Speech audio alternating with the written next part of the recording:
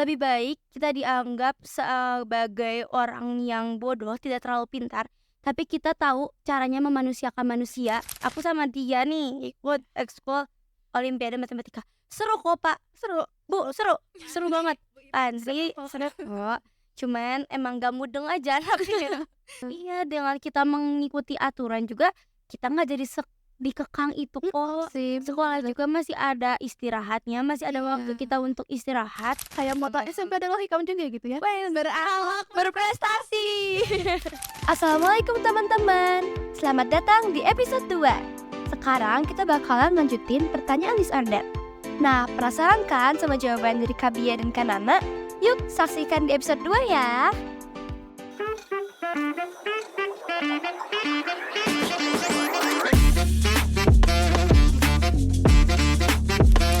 Buat yang keenam ini mungkin sebenarnya jawabannya lumayan jelas lah ya.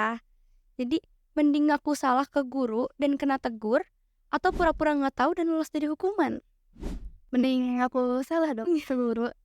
Karena sebenarnya ulang lagi, kalau misalkan setiap keburukan atau kesalahan yang kita lakukan pasti bakal tetap ketahuan gitu, mau gimana pun juga caranya kebusukan kita pasti bakal ketahuan gitu nantinya. Dan apa ya, menurut aku mending udah ditegur. Kalau misalkan udah ditegur kan biasanya nanti oh kayak aku udah salah, aku bakal introspeksi diri, jadi kedepannya gak akan salah-salah lagi gitu.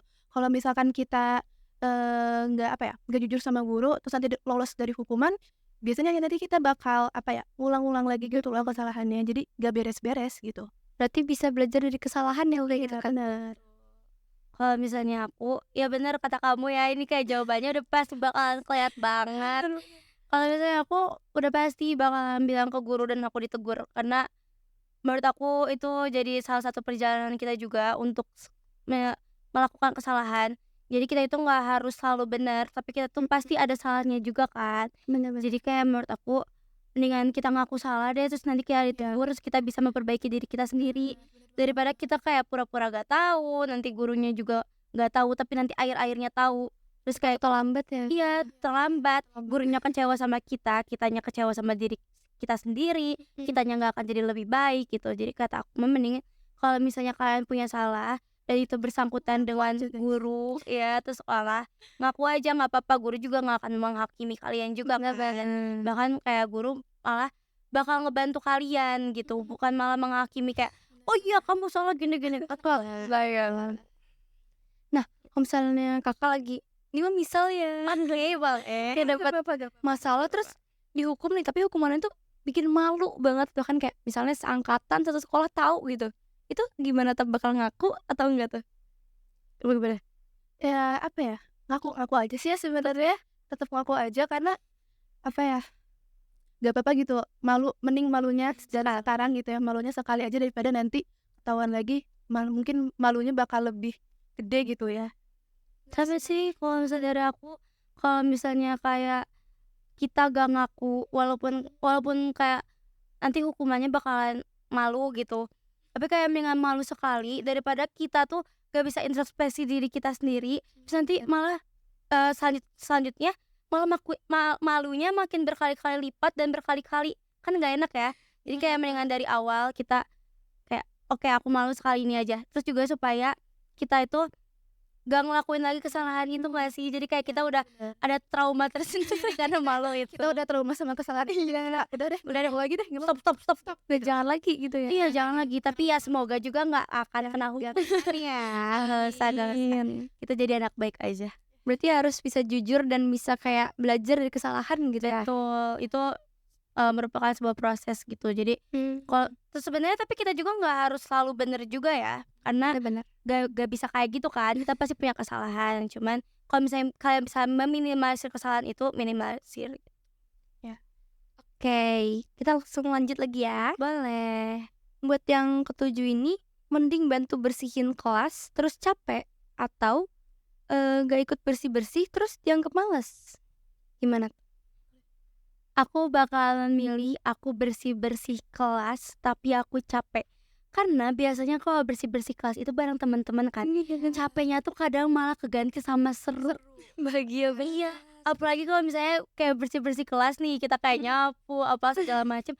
sambil setel lagu itu kayak enak banget. Capeknya bakalan keganti banget sama seru. Jadi kayak aku udah pasti bakal milih aku beres-beres kelas, terus aku capek, tapi capek itu bakalan aku tutup semuanya dengan keseruan kita sampai beres-beres kelas. Capek bahagia ya. Capek bahagia, ngerti kan? Ngerti dong gimana? Iya, enak kan? Kalau dari aku sendiri ya pasti sama gitu ya, sama Syafia, mending capek gitu ya bebersih kelas daripada gak ikutan tapi nanti dianggap males. Karena menurut aku nggak ada salahnya kok capek bebersih kelas, bahkan nanti kita ya kalau kata Syafia kita bisa seru-seruan gitu ya bareng teman.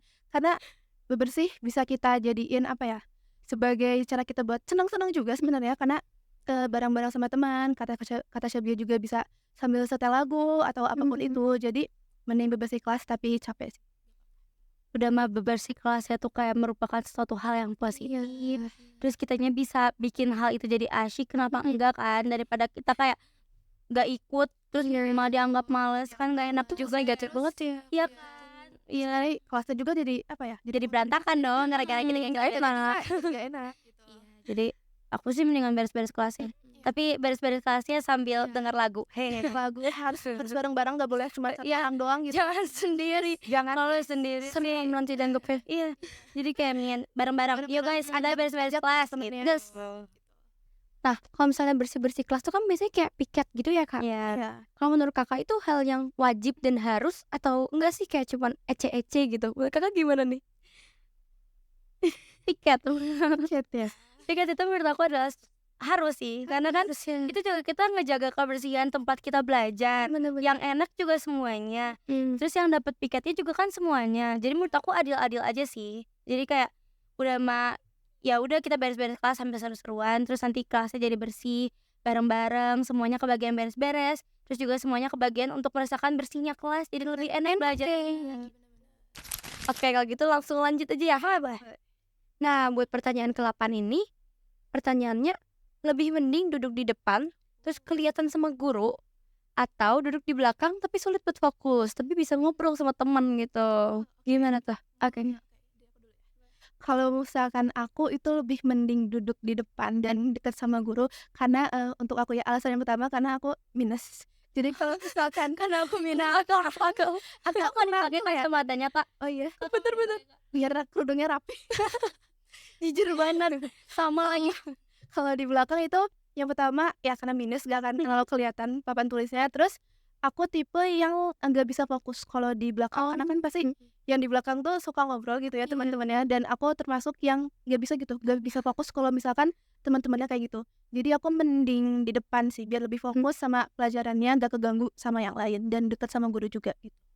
Jadi biar fokus ke itunya ya. Fokus ke Pelajarannya aja. Sama sih kalau misalnya aku juga mendingan duduk di depan. Terus iya guys, sama aku juga minus. Tapi aku nggak pakai gara-gara supaya kerudung aku rapi. Terus juga supaya nggak ini gitulah. Ngerti lah ya. Iya, supaya nggak mantul cahayanya. Jadi aku nggak pakai. Terus pertama karena aku minus, kedua aku tuh suka nanya kayak tadi aku suka nanya. Terus kalau misalnya di belakang kan kayak susah ya. Iya bener. Terus juga apa ke notice guru. iya, jangan suci juga susah. Terus udah kayak gitu, untuk masalah di belakang kan bisa ngobrol nih sama teman gitu. FYI aja, aku tuh udah beberapa tahun ini selama pembelajaran di kelas, aku tuh selalu duduk di depan.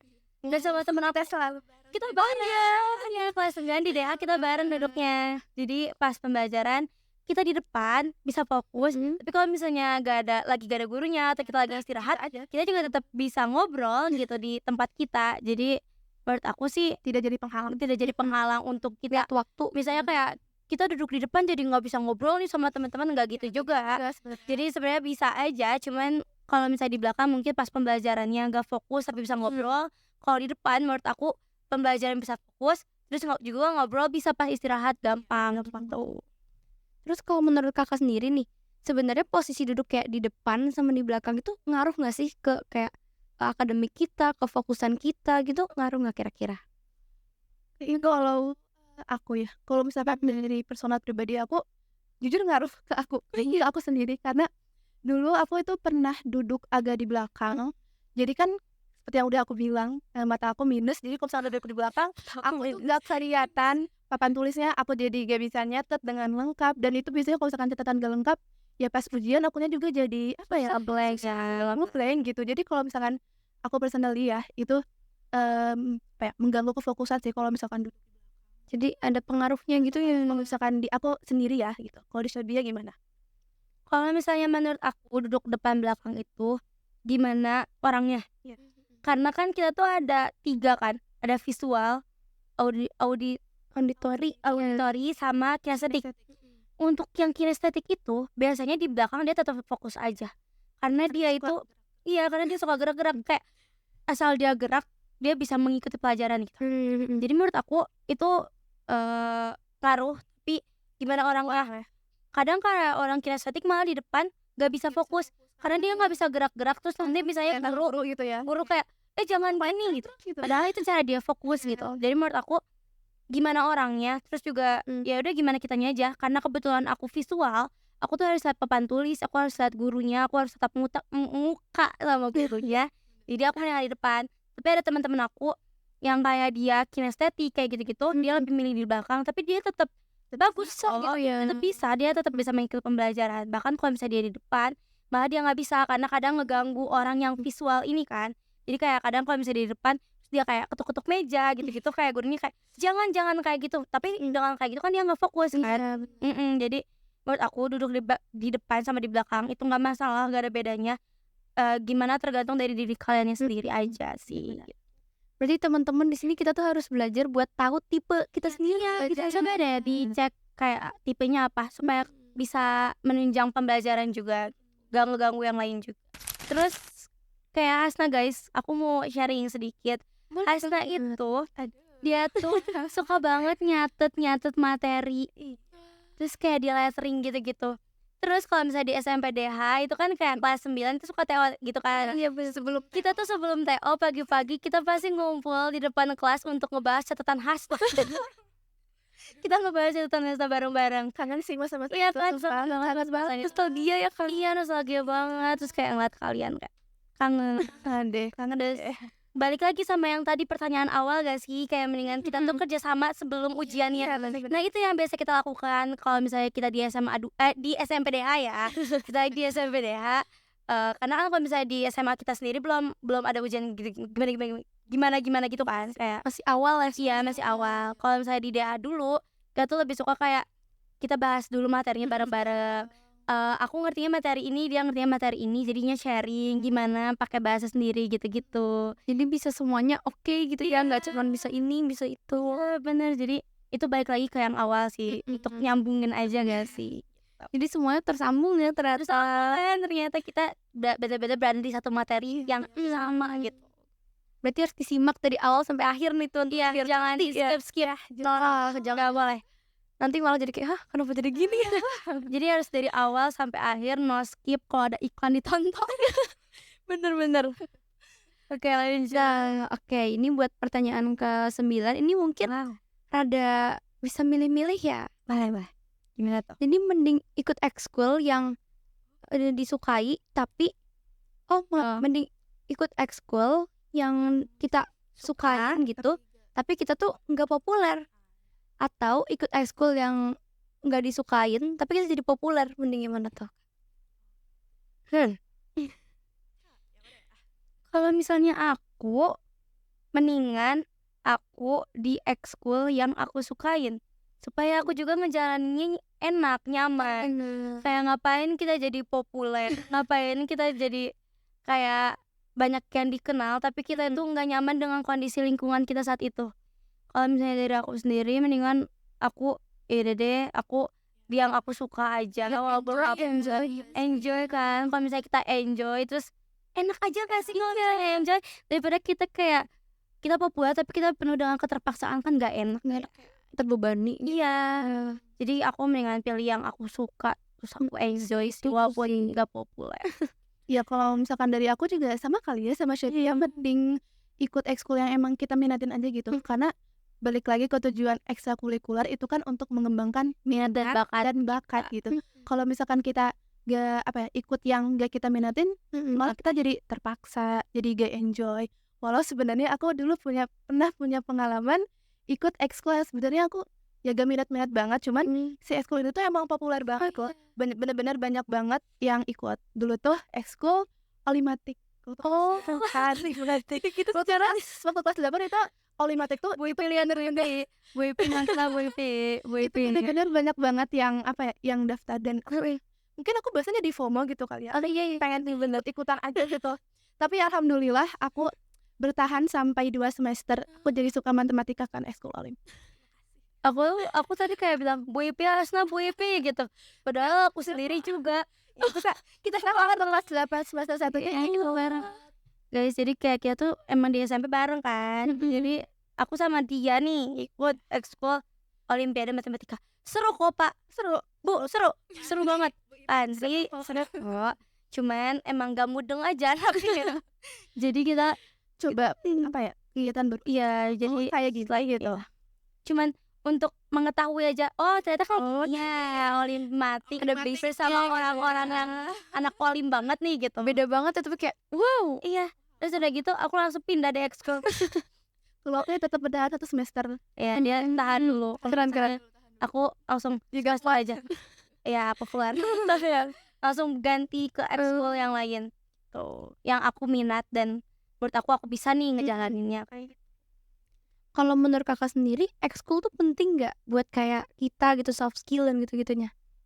Penting banget hal sih ya. Terus juga menurut aku ekskul adalah salah satu cara kita refreshing. Iya kan? Bener. Aku kelas 9 itu aku ekskul badminton di SMPDH. Dan itu menurut aku itu refreshing banget, itu kayak seru banget, kayak kita main-main karena biasa kan belajar kan tiap hari gitu. Terus hari Selasa kita jadinya ekskul main sama teman-teman, terus jalan ke lapangannya. Menurut aku itu juga seru. Terus juga selain dari itu ya, dari kesenangan itu kita juga bisa jadi latihan. Itu bener-bener ngembangin bakat kita juga kan kayak gitu. Dan emang kuncinya harus enjoy ya kan? Iya, asal enjoy itu enak sih menurut aku. Setuju sih. Kalau ngerjain Sih benar-benar setuju. Jadi teman-teman jangan lakuin sesuatu dengan keterpaksaan ya. Betul. Kalau misalnya kalian mau milih sesuatu, coba kalian pikir-pikir lagi gitu. Kayak kalian tuh minatnya di sini atau enggak, atau kalian tuh cuma FOMO doang. Kalau misalnya cuma FOMO doang, mendingan cari ke yang kalian minatin supaya kaliannya enjoy, enak ngejalaninnya gitu kan. Nah terus kalau menurut kakak nih, kepopularitas itu ngaruh nggak buat kalian, kayak penting nggak gitu? Coba Dana, kepopuleran apa? dari kita sendiri atau ekskulnya? Dari kita sendiri, Dari jadi kita kayak sendiri. dikenal semua orang kayak, ih itu kakak populer banget. Wow. Penting nggak ya?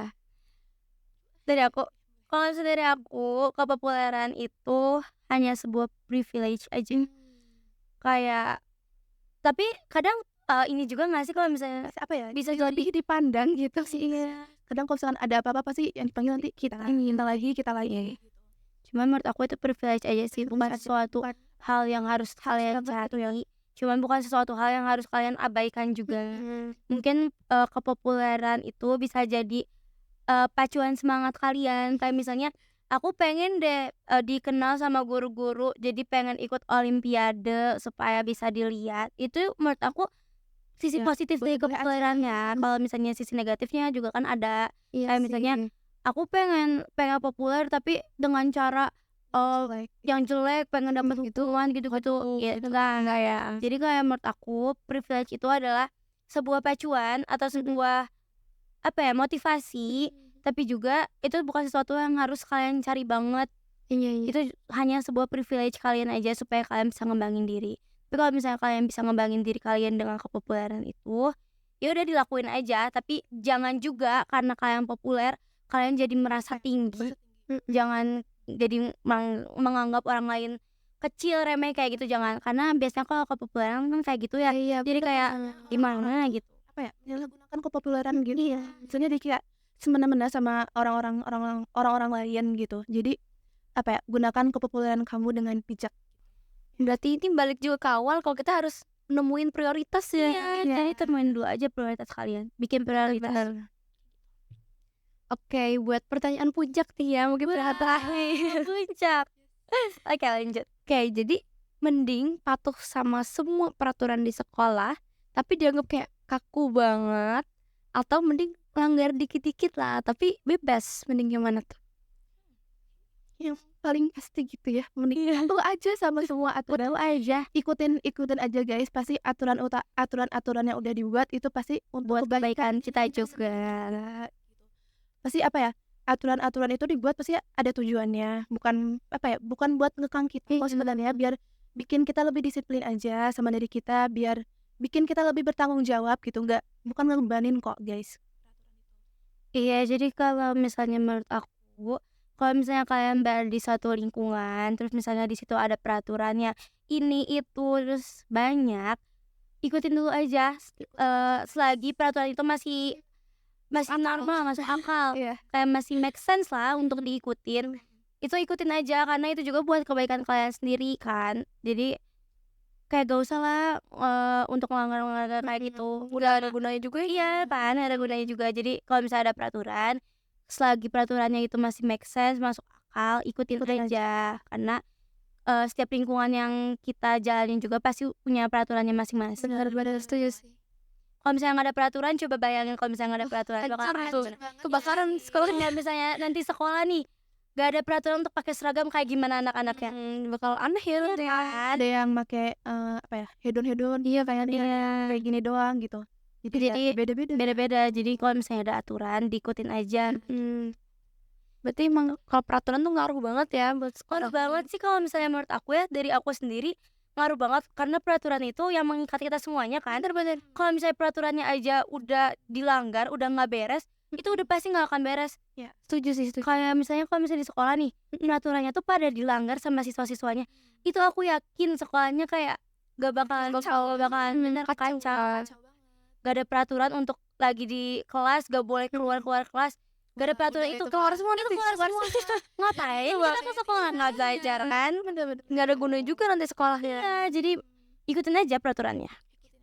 Jadi buat teman-teman yang masih mikir kayak kenapa sih sudah peraturan, kenapa sih sibuk banget harus ngatur-ngatur kita, itu nggak gitu ya teman-teman. Diubah coba perspektifnya. Ubah Kalau ya. iya, kalau misalnya kita gak ada peraturan, bakal kayak gimana coba? Kan sekacau apa hidup kita gitu. Kita juga dengan sana ya. iya, dengan kita mengikuti aturan juga kita nggak jadi dikekang itu kok. Sekolah juga masih ada istirahatnya, masih ada waktu kita untuk istirahat gitu. Kan kalau istirahat nggak ada peraturan deh ya, kayak Iya, maksudnya harus kayak gini iya paling kayak sopan santun Iya. gitu-gitu mah harus tetap dijaga wajib lah ya. gitu.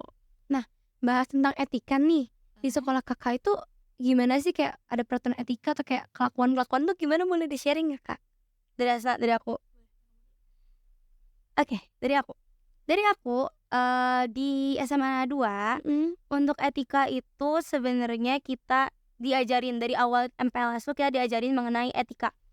Sebenarnya etika itu adalah dasar dari diri kita sendiri. Bener-bener. Menurut aku kayak gimana pun kita, kalau misalnya kita punya etika itu bakalan aman aja daripada kita nggak punya etika. Dan menurut aku etika itu adalah sesuatu hal yang penting.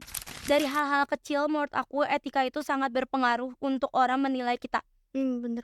Kayak orang itu nggak akan menilai kita dari kepintaran kita, tapi bakal menilai kita dari etika Attitude. kita. Dari etika. Karena yang pertama kelihatan gitu ya kak. Betul. Aku kayak pernah baca gitu, kayak Tuh. dari mana ya aku lupa, intinya lebih baik kita dianggap sebagai orang yang bodoh, tidak terlalu pintar, tapi kita tahu caranya memanusiakan manusia dan kita memiliki etika, daripada kita jadi orang yang pintar, dianggap pintar, tapi kita menganggap rendah orang lain dan menganggap diri kita itu tinggi. Itu bahaya ya. Iya. Gitu. Terus juga aku tuh mikir, kalau misalnya kita baru ketemu orang itu nggak bakal ngeliat kita kepintaran kita nggak sih? Iya sih, bener-bener. Pertama kali ketemu orang kan orang nggak bakal nanya kan 10 kali 51 nggak akan gitu kan. Tapi kayak orang bakal ngeliat perilaku kita, attitude kita, cara bicara kita. Jadi menurut aku sopan santun, etika itu tuh harus banget diterapin sejak kalian kecil.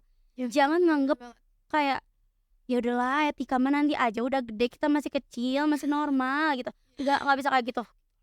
Mungkin aku bakal nambahin sedikit ya. Kalau misalkan di agama kita juga gitu ya, ada jelasin di Islam bahwa adab itu lebih utama daripada ilmu. kayak moto SMP adalah hikam juga gitu ya. Berakhlak, berprestasi.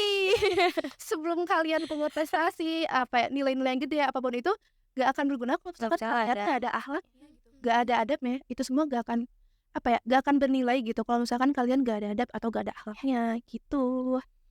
Terus ini kan kita lagi ngebahas tentang etika ya. Jadi kayak misalnya menurut kita etika itu lebih penting daripada akademik, daripada prestasi. Iya. Iya, karena balik lagi kayak orang tuh nggak bakal ngeliat prestasi kalian dulu, orang tuh bakal ngeliat etika kalian dulu. Ketika etika kalian udah gak bener dari awal, orang udah gak mau. Lewat ya itu. Kalian juga males ya. Kayak ngerasa gak dihargain ya, misalkan kita gak punya etika. Iya sih, benar-benar. Berarti emang kita harus mendahulukan adab dulu, baru ilmu. Baru ilmu. Nah, oke, karena ini udah ada di titik akhir banget nih. Iya, titik akhir. Kita mau Iya. Oh, sedih banget. enggak, kesimpulannya gimana, Kak? Kesimpulannya gimana, Nak? Tapi ya dari awal Tentang etika. Iya, etika. etika. Jadi apa ya? Etika itu penting guys, penting mendekat. Penting banget. Balik lagi tadi yang dibilang sama Syabia bahwa orang itu pertama kali bukan ngelihat dari apa ya, dari kepintarannya, dari rumahnya, gak ngelihat dari jabatannya, apa ya, kekayaannya, tapi yang paling pertama dilihat adalah attitude-nya. Attitude, gimana cara kita memperlakukan orang lain gitu.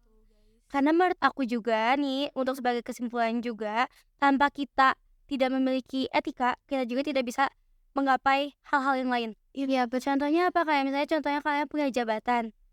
Kalau misalnya kalian nggak punya etika, jabatan itu nggak bakal ada di tangan kalian. Jadi kalau misalnya kalian, misalnya nih, iya aku pengen jadi ketua OSIS deh, tapi kalian sendiri nggak punya etika yang bagus, kalian sendiri nggak punya sopan santun yang bagus, itu nggak bakal kalian dapetin.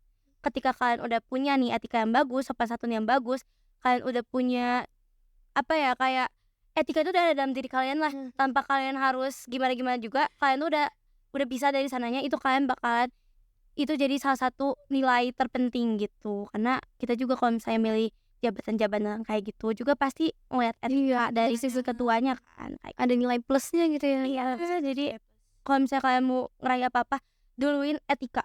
Dan etika itu tidak akan dibahas gimana-gimana, cuma etika itu harus kalian pelajari sama diri kalian sendiri. Introspeksi diri kalau misalnya kalian salah, dengerin kata orang lain kalau misalnya orang lain itu kasih kalian masukan.